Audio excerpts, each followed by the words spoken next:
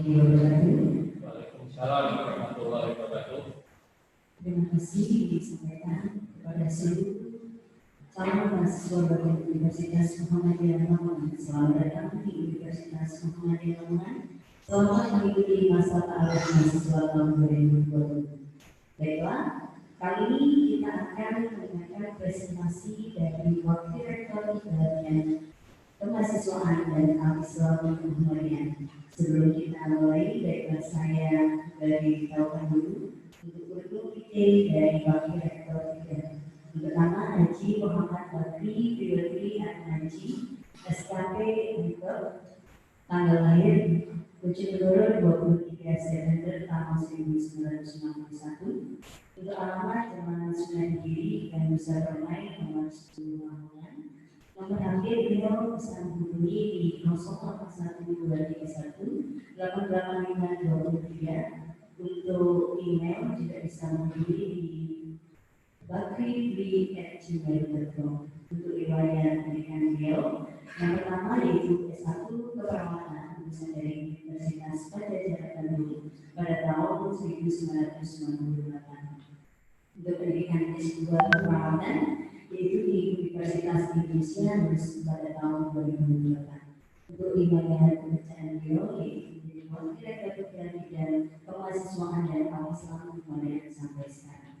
Baiklah, untuk mempersingkat waktu, kita mendengarkan presentasi dari Bapak Bakri Priwetri kepada beliau kami persilakan. Terima kasih Bu Sulis atas waktu yang diberikan pada mahasiswa Universitas Muhammadiyah Lamongan. Kami ucapkan selamat bergabung di Universitas Muhammadiyah Lamongan, bagian dari Sivitas Akademik Universitas Muhammadiyah Lamongan, dan mudah-mudahan sukses mulai masuk sampai nanti lulus di masa yang akan datang. Baik, di sini saya akan menyampaikan sebagaimana bidang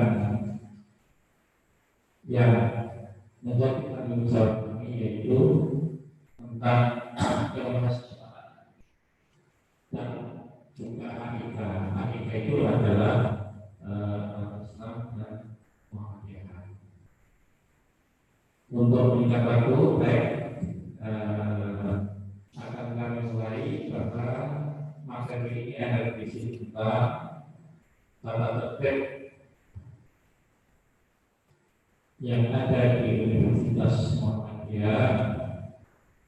Ada yang namanya nanti satuan kegiatan mahasiswa, surat keterangan berbagai jasa, informasi mahasiswa, dan juga nanti tentang Al-Islam Muhammadiyah. Ya, sebelumnya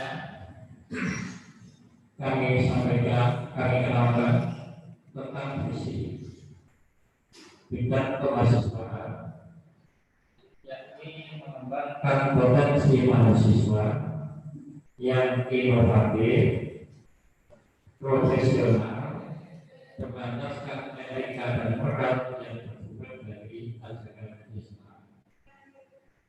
Inovatif maksudnya bagaimana mahasiswa mampu mengembangkan potensi yang dimiliki dalam bidang apa saja. Profesional artinya mengembangkan suatu potensi yang dimiliki dilandasi dengan kaitan-kaitan keilmuan yang semuanya itu tidak terlepas dari moral, etika yang bersumber dari ajaran Islam sebagai rahmatan lil alamin. Selanjutnya, topik yang akan saya sampaikan yang pertama adalah peraturan tata tertib. Ya, jadi nanti mahasiswa akan mendapatkan atau sudah mendapatkan ya tentang sebagai mahasiswa dan lain sebagainya.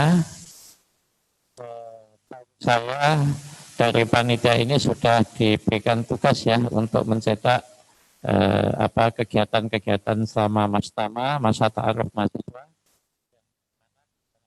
Ada yang namanya tata tertib, hak, kewajiban dan larangan bagi mahasiswa. Ya, untuk selanjutnya, nah ini, jadi tip ini dimasukkan untuk menjadi pedoman bagi mahasiswa dalam melakukan catur dharma perguruan tinggi, baik di dalam maupun di luar kampus. Ini perlu saya sampaikan.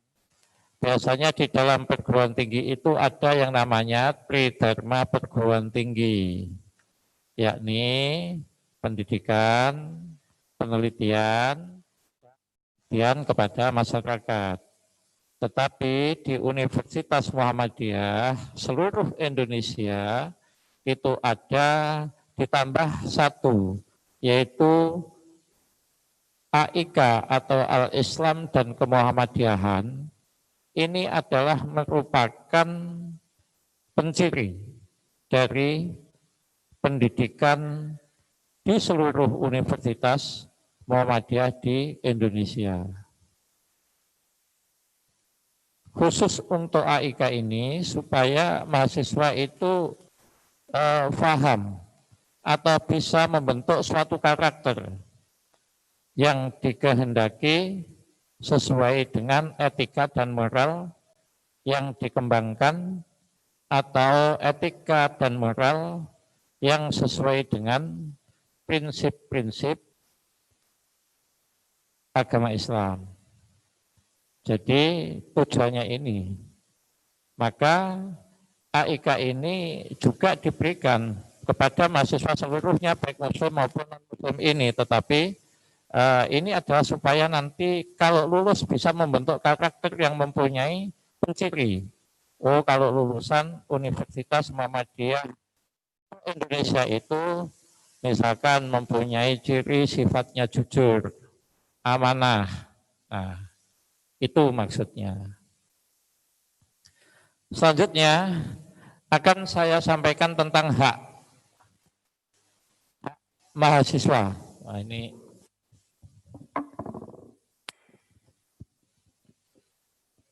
jadi mahasiswa itu diberikan hak menggunakan kebebasan akademik secara bertanggung jawab untuk mengkaji ilmu pengetahuan sesuai dengan norma dan etika akademik. Artinya kebebasan akademik itu adalah kebebasan untuk membahas suatu masalah. Jadi misalkan membahas tentang narkoba, membahas tentang politik, membahas tentang apalah itu dibolehkan, disilahkan dengan catatan berdasarkan etika-etika keilmuan.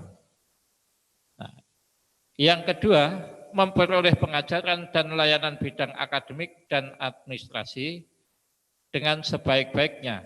Nah, di sini nanti mungkin kemarin sudah dijelaskan atau tadi sudah dijelaskan oleh bidang akademik apa tugas-tugas atau kewajiban-kewajiban mahasiswa untuk menempuh di bidang akademik. Nah, juga mendapat bimbingan dari dosen yang bertanggung jawab atas program studi yang diikutinya dalam penyelesaian studi. Jadi nanti ada yang namanya PA, pembimbing akademik, bisa untuk minta konsul tentang masalah-masalah, misalkan ada kesulitan pembelajaran dan lain sebagainya. Terus memperoleh layanan informasi tentang hasil belajar yang berkaitan dengan program studi yang diikutinya. Jadi kalau kita sudah menggunakan sistem online, jadi setiap mahasiswa nanti diberikan password, bisa untuk melihat hasil kegiatan selama belajar mengajarnya. Jadi saya dapat nilai apa dan lain sebagainya itu. Selanjutnya, ya.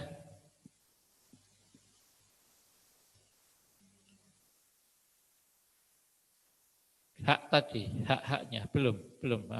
Hak-hak. Nah, ya. Menyelesaikan studi lebih awal dari jadwal yang ditetapkan sesuai dengan persyaratan yang berlaku. Lah, ini nanti akan sudah dijelaskan mungkin di bidang akademik, memperoleh layanan kesejahteraan sesuai dengan ketentuan yang berlaku. Jadi contohnya kaitan dengan beasiswa, layanan kesehatan dan lain sebagainya. Ya, dilanjut slide-nya. Nah, memanfaatkan sumber daya. Nah, jadi di sini memanfaatkan sumber daya universitas, baik secara pribadi maupun melalui berbagai organisasi untuk kepentingan pembelajarannya. Jadi memanfaatkan semua fasilitas ya. Jadi fasilitas apakah itu internet, apakah itu ruangan, apakah itu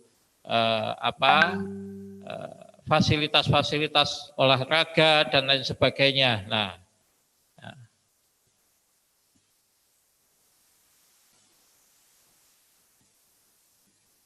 terus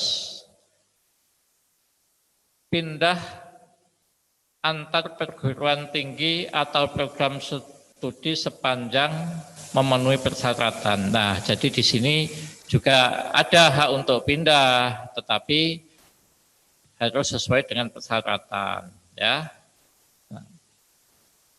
Juga punya hak ikut serta dalam kegiatan organisasi kemahasiswaan di tingkat universitas. Jadi di sini banyak ya, ada namanya BEM, Badan Eksekutif Mahasiswa, ada yang namanya DPM, Dewan Perwakilan Mahasiswa, ada namanya Himaprodi, Himpunan Mahasiswa Prodi, ada namanya UKM, Unit Kegiatan Mahasiswa, dan lain sebagainya.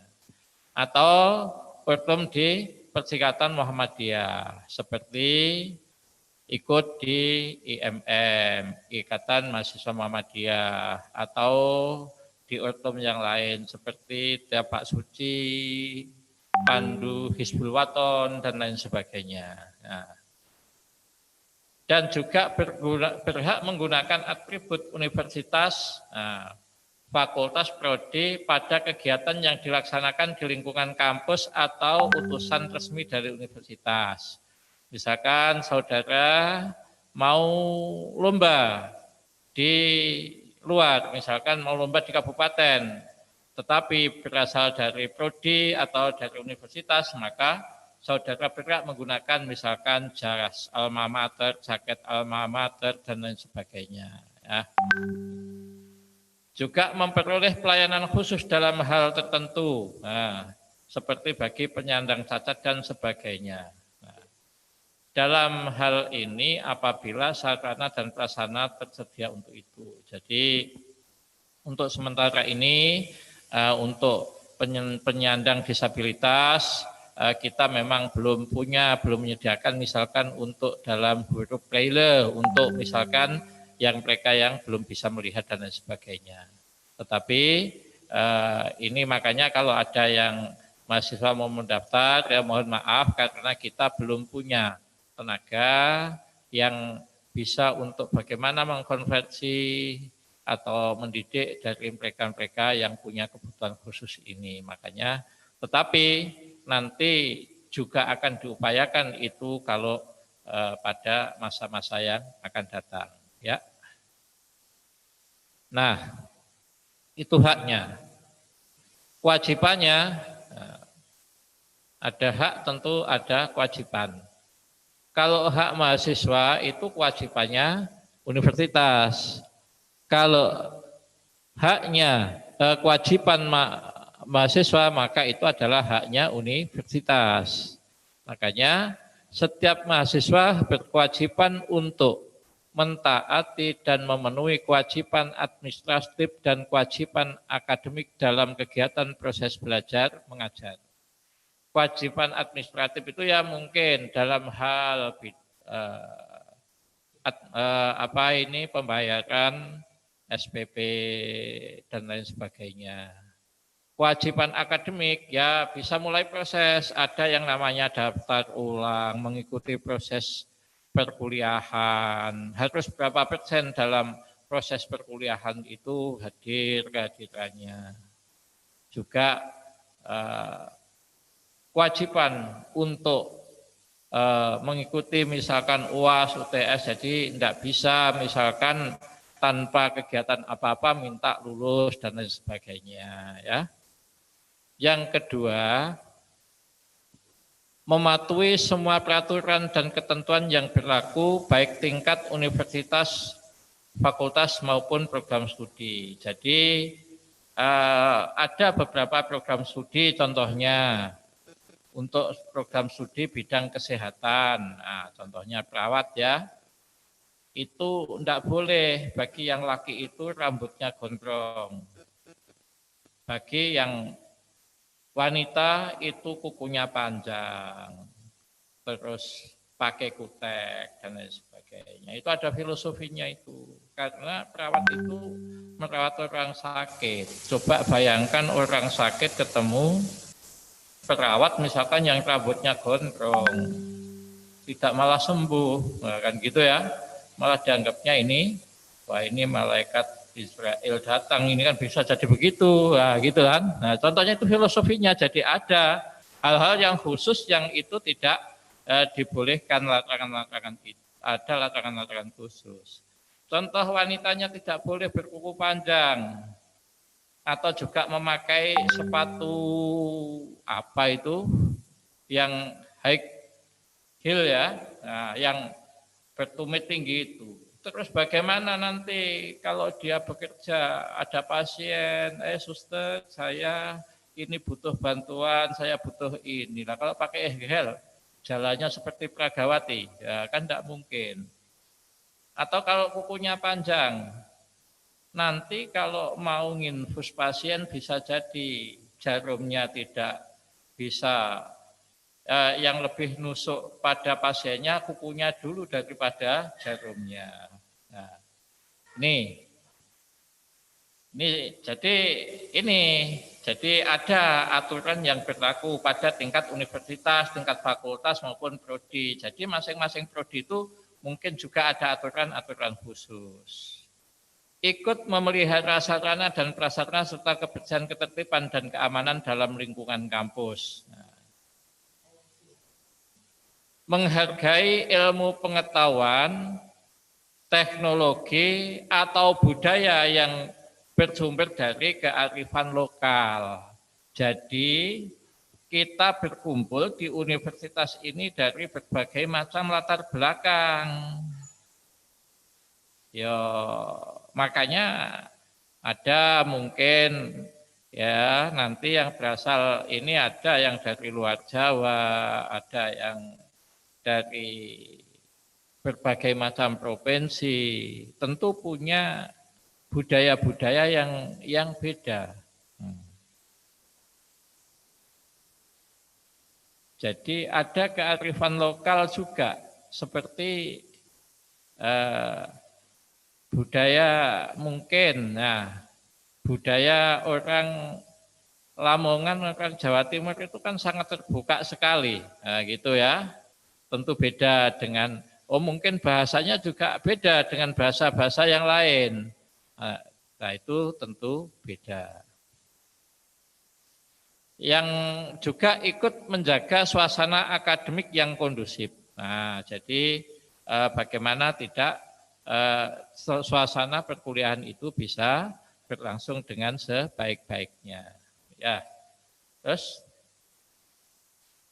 Nah, terlibat aktif kegiatan kemahasiswaan yang ada dan disetujui oleh universitas. Jadi mahasiswa itu ya selain belajar tentang akademik, ya kegiatan-kegiatan yang ada lah, contohnya kegiatan-kegiatan ilmiah. Ini kan banyak sekali, nanti akan saya jelaskan apa saja ada kegiatan-kegiatan ilmiah atau kegiatan-kegiatan bidang kemahasiswaan itu yang bisa dikembangkan oleh mahasiswa. Dan kakak-kakak tingkat saudara itu banyak sekali juga kegiatan-kegiatan yang dia itu mencari hibah dana itu dari pemerintah. Banyak yang dapat itu, ya ada yang dapat 50 juta untuk kemarin itu untuk pengembangan gerabah misalkan, ada yang dapat untuk pengembangan apa itu, crispy dari ikan laut dan lain sebagainya itulah. Mungkin saudara punya potensi-potensi apa, mungkin pengembangan-pengembangan apa, itu kalau memang diajukan nanti juga bisa mendapatkan hal-hal yang demikian itu untuk ya ini kegiatan-kegiatan ya, jadi terlibat dalam kegiatan-kegiatan kemahasiswaan itu. Nah, menjaga nama baik, citra dan kehormatan Perserikatan Muhammadiyah, universitas, fakultas, program studi keluarga dan diri sendiri. Ya, contohnya misalkan naik sepeda motor terus tidak menggunakan spion, terus diblayer, ugal-ugalan, nggawa jas alma mater Universitas Muhammadiyah. Engko takoni sapa iku? Nah, gitu kan ndak pas. Teko sapa iku? Oh, mahasiswa iki. Bocah endi? Ya kan gitu. Anak mana? Terus nanti bisa sampai desa endi? Ya kan gitu kan. Nanti itu kan ndak bagus. Makanya bisa menjaga jadi citra dari seorang mahasiswa. Berpakaian rapi, sopan dan patut sesuai dengan peraturan yang berlaku ya. Jadi menjunjung tinggi norma agama, adat istiadat, sopan santun serta etika yang berlaku ya. Ini saya kira normatif ya. Adat istiadatnya bagaimana, adatnya orang Lamongan ya. Ketika di desa, di kota mungkin ada perbedaan-perbedaan dan lain sebagainya kaitan dengan adat. Nah, ini juga jangan mengatakan, oh kalau adatnya orang kota itu lebih baik dari desa, oh enggak bisa itu ya. Jadi saya kira masing-masing itu mempunyai tata cara, tata nilai sendiri-sendiri. Nah, menjaga kampus dari kegiatan politik praktis yang tidak sesuai dengan peraturan perundangan yang ada. Jadi saudara tidak boleh mendirikan parpol di kampus. Oh, saya mendirikan misalkan parpol bunga kamboja. Saya mendirikan parpol Baskom misalkan, nah, tidak boleh. Jadi di sini tidak boleh. Kalau saudara ikut terlibat di parpol dan lain sebagainya silahkan. Tetapi misalkan Pak saya minta izin, saya mau menyelenggarakan kampanye tentang parpol X di aula, ya tidak boleh ya.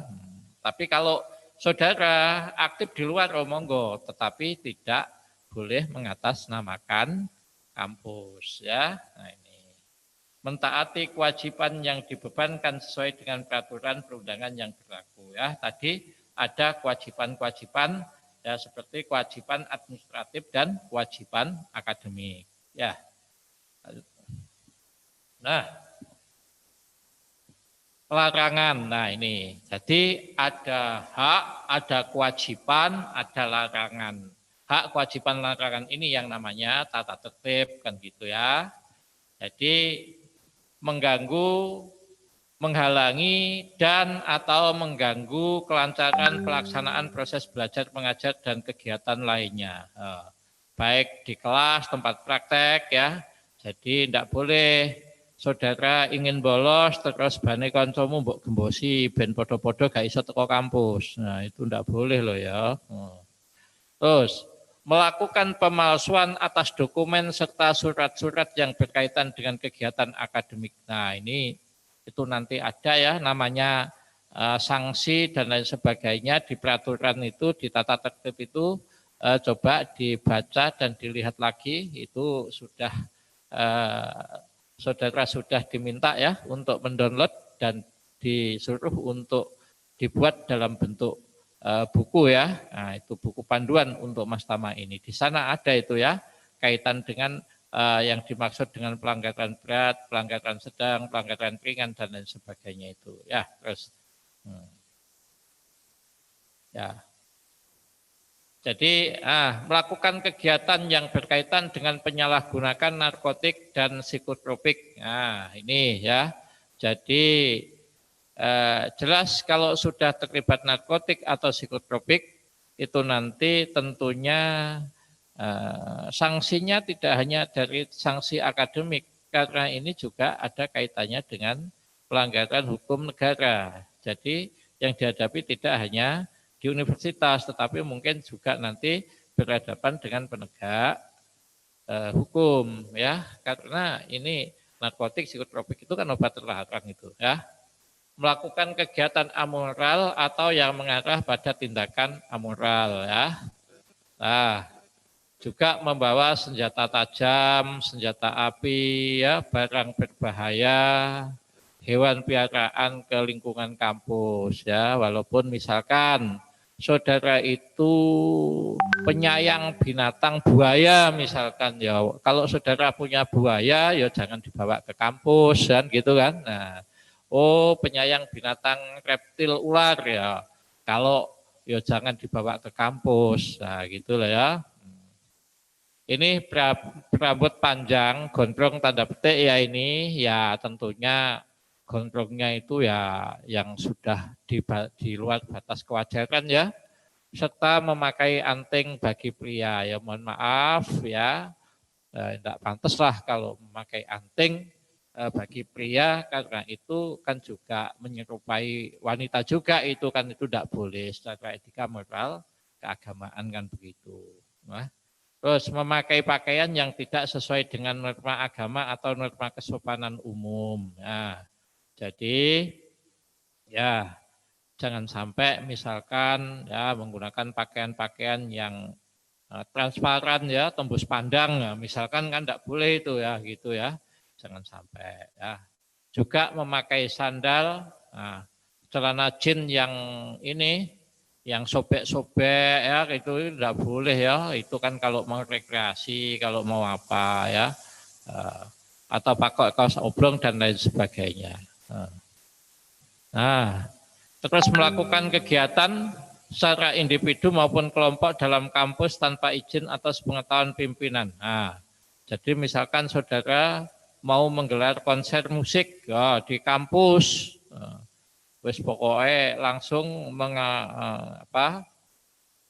mengundang EU event organizer-nya, langsung mengadakan, saya karena tempatnya kampus kan luas, ini paling memungkinkan, parkirnya ya banyak, kampus saya tak mengundang ini tanpa seizin kampus lah, ini ya tidak boleh, mesti akan disuruh berhenti sama bidang keamanannya ya, bagian satpamnya. Nah, melakukan perbuatan dan sikap yang bertentangan dengan nilai agama ini jelas ya. Nah, terus juga menginap di kampus kecuali ada izin khusus dari pimpinan ya. Contohnya kalau pada saat Mas Tama ketika dulu waktu offline ya, itu ya panitia itu selama 1 minggu menginap di kampus boleh pada saat offline dulu, tapi sekarang karena ini online ya enggak sampai nginap di kampus. Nah, jadi maksudnya saudara itu terus istilahnya kos di kampus, ya itu loh yang enggak boleh ya. Melaksanakan kegiatan kemahasiswaan antara pukul 21 sampai jam 6 kecuali ada izin khusus dari pimpinan ya. Kegiatan apa? Lihat jenis kegiatannya, waktunya dan lain sebagainya. Nah, melakukan kegiatan kemahasiswaan yang mengatasnamakan universitas di luar kampus. Nah, ini tanpa ada izin khusus dari pimpinan ya. Jadi saudara kok misalkan punya hobi musik, tata hobi musik, terus saudara manggung di alun-alun dengan mengatakan bahwa saya ini utusan, utusan loh ya. Nah, kalau saya mahasiswa boleh, tapi kalau saya ini utusan, nah, utusan itu kan berarti tanggung jawab kampus ya. Ini bedanya. Ya. Nah, ini jadi lingkup kegiatannya ini banyak ya. Ada bidang pengembangan penalaran dan kreativitas, ada kesejahteraan dan kewirausahaan. Mahasiswa di sini banyak loh yang jadi wirausaha itu ya, ada macam-macam itu. Ada yang kemarin itu apa saja wirausahanya. Jadi ada konveksi ada itu yang bikin apa itu songkok. Nah, itu daerah saya mengembangkan songkok. Ada yang bikin makanan dan lain sebagainya. Jadi ada yang jual beli online dan lain sebagainya. Itu saya melihat banyak itu mahasiswa yang ini ya. Itu ada nantinya yang membidangi ya. Bidang kesejahteraan dan kewirausahaan ini, terus bidang minat, bakat, dan organisasi kemahasiswaan. Jadi ada namanya BEM, Badan Eksekutif Mahasiswa itu melatih untuk leadership atau kepemimpinan, melatih keorganisasian, ya. Nanti bidang keilmuannya, minat bakat, nanti ada yang namanya UKM. Sing punya hobi olahraga boleh di UKM olahraga. Yang punya hobi pencinta alam di UKM pencinta alam. Yang hobi bela diri boleh di UKM bela diri, ya kan gitu kan. Nah, juga ini ya yang himpunan mahasiswa prodi, Himaprodi, ada himpunan mahasiswa prodi keperawatan, prodi farmasi, prodi manajemen, semua program studi itu punya himpunan mahasiswa dan mereka banyak sekali kegiatan-kegiatan yang dilaksanakan ya. Contohnya prodi farmasi itu kemarin dia Himaprodi mengadakan seminar terus membuat bakti sosial untuk kaitan dengan COVID ini dengan membuat hand sanitizer bekerjasama dengan IAI dan lain sebagainya. Nah, itu contoh Himaprodi itu himpunan mahasiswa prodi. Ya. Contoh prodi manajemen mengadakan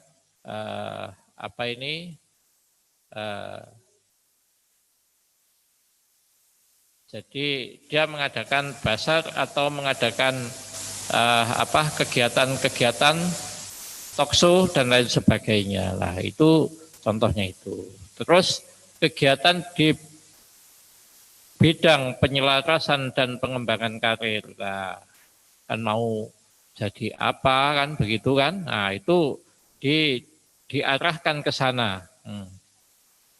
Nah, kegiatan bidang pengembangan mental, spiritual, kebangsaan ini nanti dikaitkan ya dengan nanti materi-materi karena di Muhammadiyah itu ada Al-Islam Kemuhammadiyahan, maka nanti juga di AIK itu. Nah, terus bidang internasionalisasi, nah ini juga kegiatan-kegiatan bagaimana ada studi exchange, jadi pertukaran mahasiswa atau belajar di luar. Nah, seperti saat ini ada 3 mahasiswa yang sedang kuliah di luar negeri ya, jadi itu melalui studi exchange ya.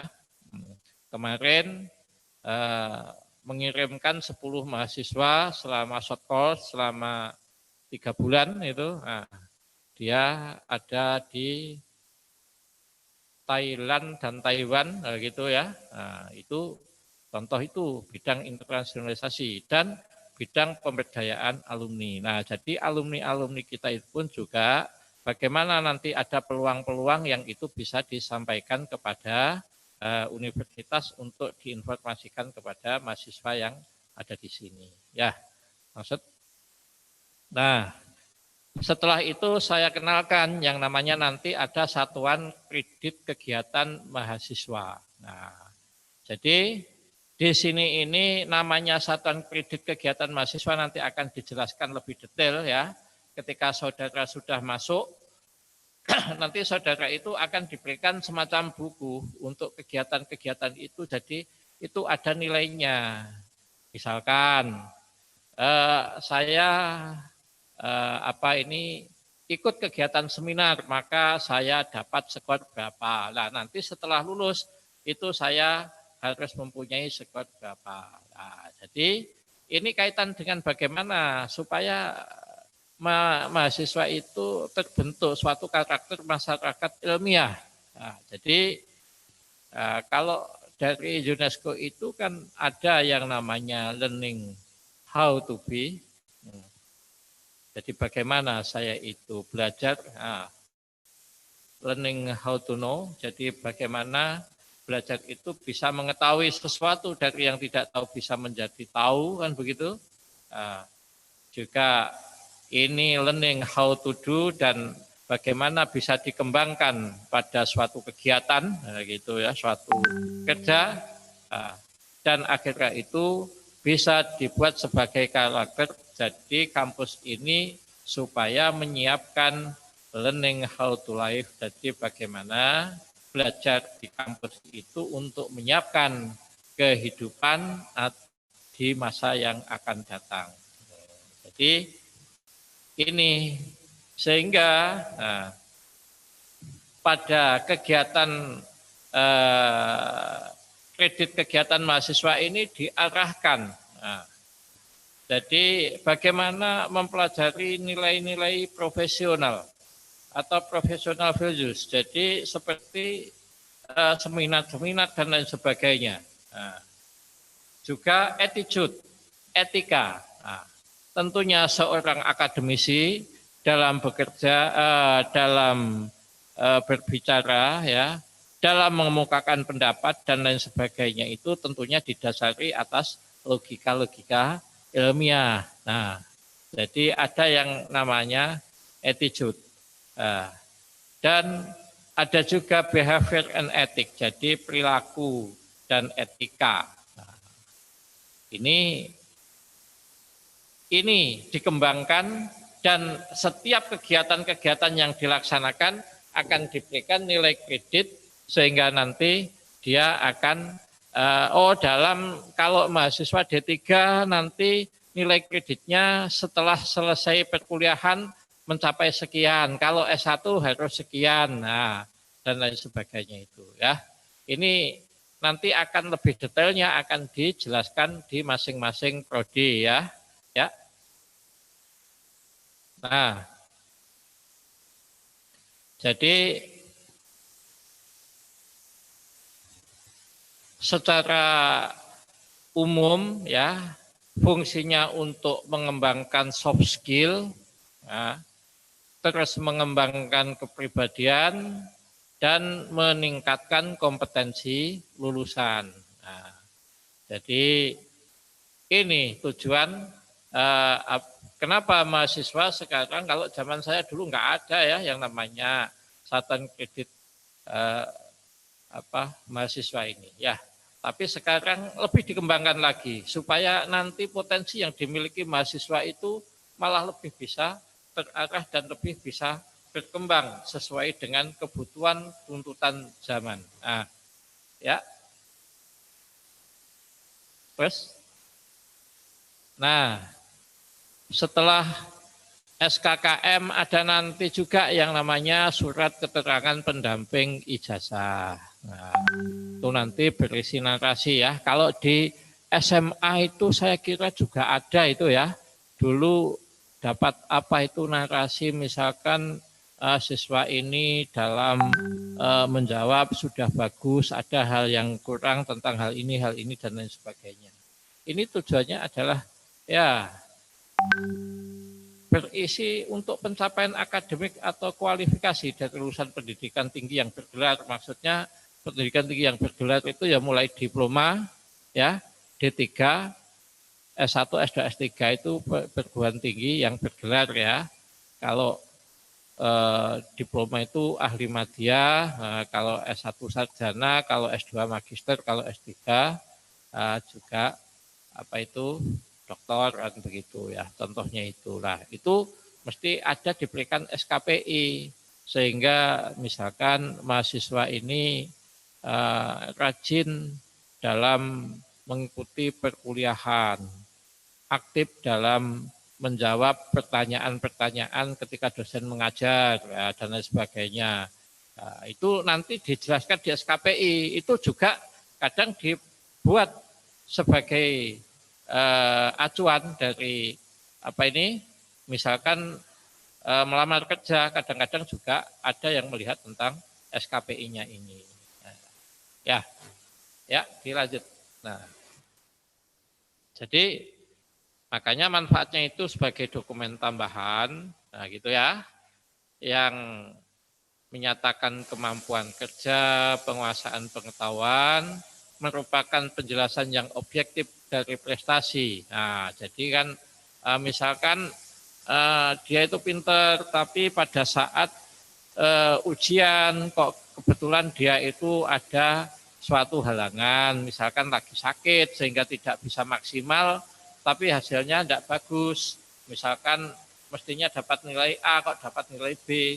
Tapi nanti SKPI itu yang akan menjelaskan, oh ternyata ini sebenarnya prosesnya bagus, tapi karena dia itu sedang mungkin ada masalah sehingga nilainya tidak bagus. Jadi SKPI itu sebagai ini ya, merupakan dokumen tambahan kemampuan kerja itu. Nah, juga meningkatkan kelayaan kerja atau employability. Nah, contoh misalkan di keperawatan, nah, oh mahasiswa ini sudah mampu melakukan tindakan, misalkan perawatan luka dengan benar, dengan cepat, tepat, nah gitu ya. Nah, misalkan itu.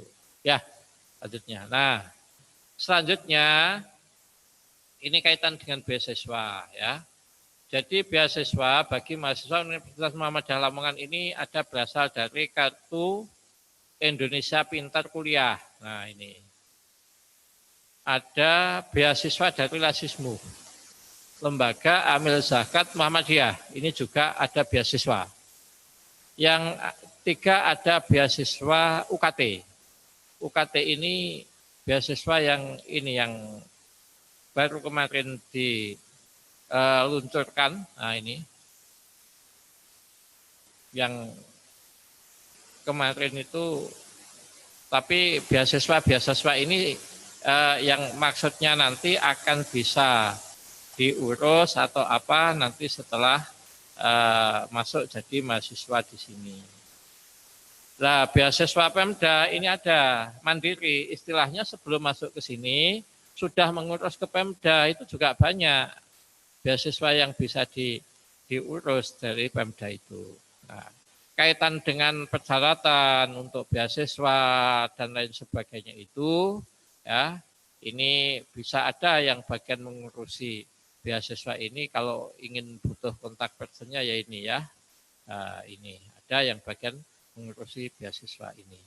Ini kaitan dengan informasi yang ada di kemahasiswaan ya, sesuai dengan tugas saya untuk menyampaikan tata tertib, hak, kewajiban, larangan, dan apa itu SKKM dan SKPI serta beasiswanya. Untuk yang selanjutnya, nah ini ada yang namanya AIK ya. AIK itu sebagaimana saya sampaikan tadi, itu nanti adalah materi tentang Al-Islam dan kemuhammadiyahan. Nah, jadi bagaimana kita itu bisa menjabarkan makna dari hablum minallah wa hablum minannas, hubungan dengan Allah dan hubungan dengan manusia ya secara utuh dan seimbang. Jadi bisa dengan hubungan dengan Allah juga baik, hubungan dengan manusia juga baik. Ya, tidak lihat sebelah, tidak hanya hubungan dengan Allah saja, meninggalkan hubungan dengan manusia, atau hubungan dengan manusia yang baik, tapi meninggalkan hubungan dengan Allah. Jadi kalau istilahnya hubungan vertikal dan horizontal itu memang harus seimbang. Nah, itu nanti akan dijabarkan bagaimana supaya punya karakter yang demikian itu, maka akan diajarkan yang namanya di materi Al-Islam dan Kemuhammadiyahan. Jadi Al-Islam dan Kemuhammadiyahan itu bukan kok mahasiswa ini harus menjadi Muhammadiyah, harus menjadi ini enggak. Universitas Muhammadiyah ini adalah inklusif. Jadi kalau saudara itu saya beritahu, di Kupang itu 60% Universitas Muhammadiyah Kupang itu 60% mahasiswanya itu non-muslim.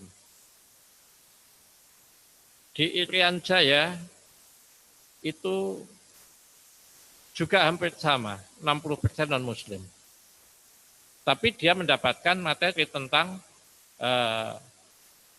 Al-Islam Kemuhammadiyahan, masuk wong sekolah di sekolah Muhammadiyah, kuliah di kuliah Muhammadiyah kok enggak kenal apa itu Muhammadiyah itu. Sehingga sampai sekarang pun, nah gitu ya, mereka juga enjoy karena kita itu menjelaskan Islam Kemuhammadiyahan itu tidak memaksakan bahwa mahasiswa itu harus jadi Muhammadiyah, harus jadi Muslim semua. Enggak. Menghadirkan tujuan Muhammadiyah mendirikan perguruan tinggi ini kan bagaimana untuk mencerdaskan kehidupan bangsa. Nah, jadi bagaimana manusia itu mempunyai karakter. Jadi wali kota Jayapura yang namanya Pak Benhur, sekarang sudah purna atau belum, itu juga lulusan SMP Muhammadiyah di Jayapura. Beliau itu juga lulusan SMP Muhammadiyah, bukan Muslim. Tapi sampai sekarang dia mengatakan bahwa saya ini adalah kader Muhammadiyah, gitu loh. Nah ini contohnya, jadi bukan apakah itu pemaksaan, enggak. Dan di universitas ini beberapa tahun yang lalu, dan saat ini mungkin kita masih punya ya mahasiswa yang non-muslim, beberapa tahun yang lalu itu ada yang Hindu, yang Katolik, ya, yang Protestan, ya mungkin tahun ini masih ada enggak ya, saya belum tahu, kayaknya masih ada ini yang non-muslim itu. Dan kita perlakukan sama, kita enggak beda-bedakan.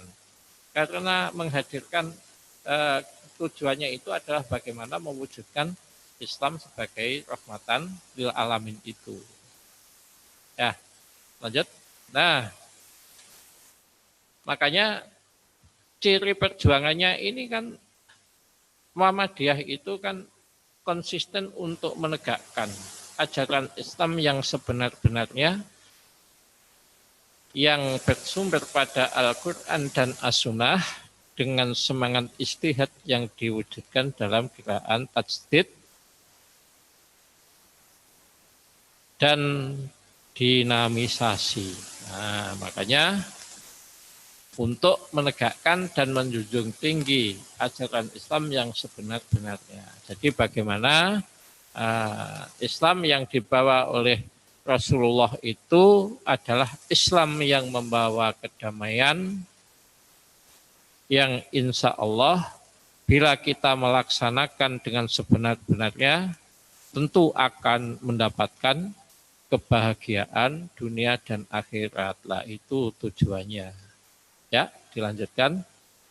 Nah, jadi dalam melakukan perjuangannya, maka cirinya Muhammadiyah itu sebagai gerakan Islam, ya. Jadi sebagai gerakan Islam banyak sekali gerakan-gerakan Islam itu, ya. Kalau di Indonesia ini ya ada yang namanya Nahdlatul Ulama, ada namanya Muhammadiyah, ada namanya LDII, ada namanya Persis, ada namanya Nahdlatul Wathon dan lain sebagainya.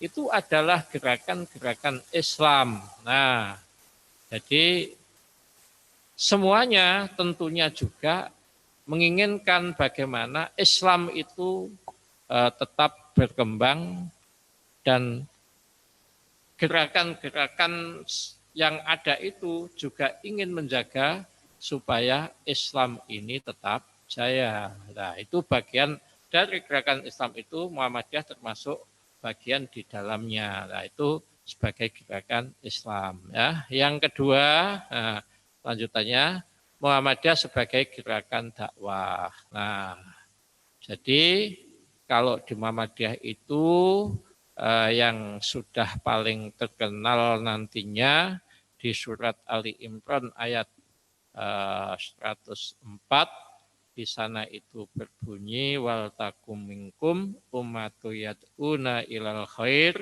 wa ya'muruna bil ma'ruf wa yanhauna 'anil munkar wa ulaika humul muflihun. Nah, jadi nanti bagaimana kita mengajak gerakan dakwah ya, amar ma'ruf nahi mungkar, dan dengan cara ud'u ila sabili rabbika bil haq wal mau'izatil hasanah wajadilhum billati hiya ahsan. Nah, itu ya. Jadi nanti ada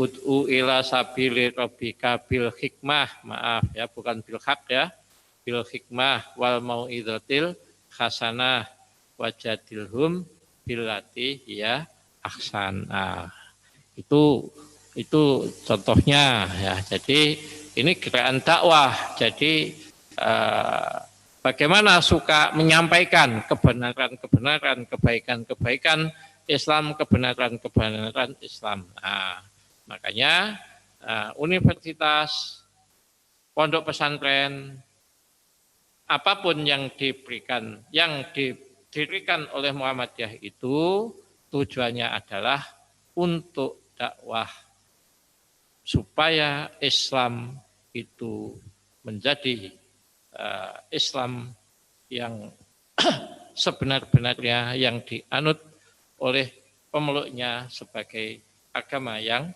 rahmatan lil alamin. Nah, terus yang ketiga, Muhammadiyah sebagai gerakan tajdid. Nah, ini jadi tajdid ini bermakna pemurnian atau purifikasi ya, karena perjalanan waktu itu lama, kadang-kadang karena jaraknya itu jauh ya, sehingga kadang-kadang juga kita perlu untuk mengkaji barangkali ada hal-hal yang tidak sesuai dengan apa yang diajarkan oleh Nabi. Itu namanya purifikasi. Ya.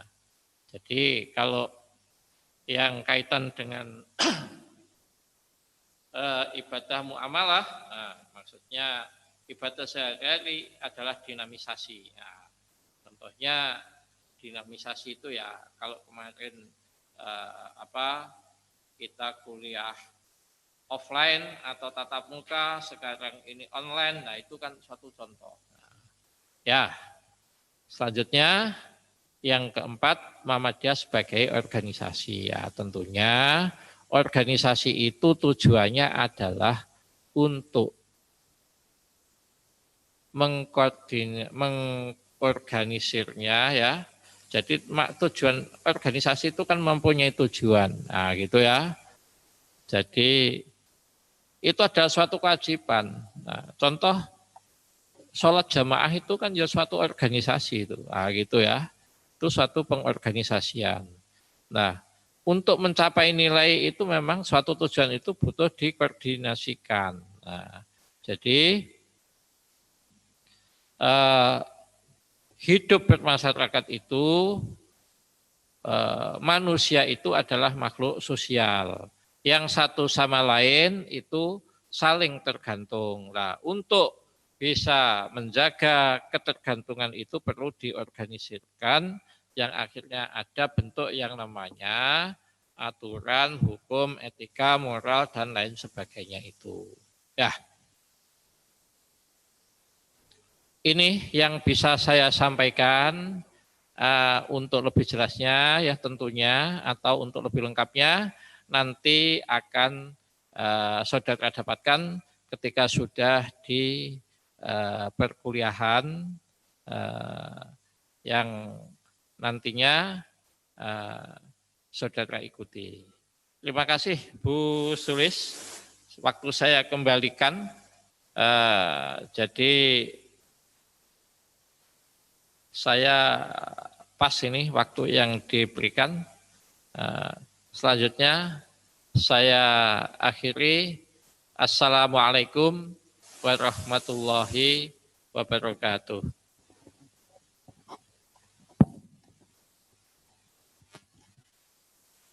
Terima kasih disampaikan kepada Bapak Bakri Priyodwi Atmaji SKPM Kep. Untuk mahasiswa Mastama tahun 2020 Universitas Muhammadiyah Lamongan. Berikut tadi paparan dari Wakil Rektor 3 Universitas Muhammadiyah Lamongan. Dari paparan tersebut bisa kalian resume atau rangkum dan nantinya akan disetorkan kepada panitia Mastama. Demikian yang dapat kami sampaikan dan kami haturkan. Kurang lebihnya saya mohon maaf. Saya akhiri dulu. Wassalamualaikum warahmatullahi wabarakatuh.